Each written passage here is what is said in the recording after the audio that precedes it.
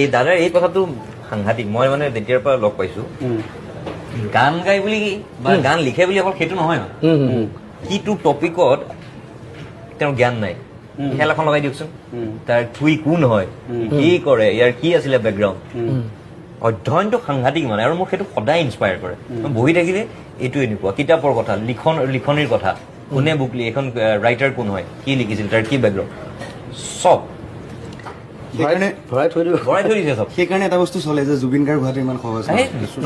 মানে ছবিখনত এটা লাইন আছে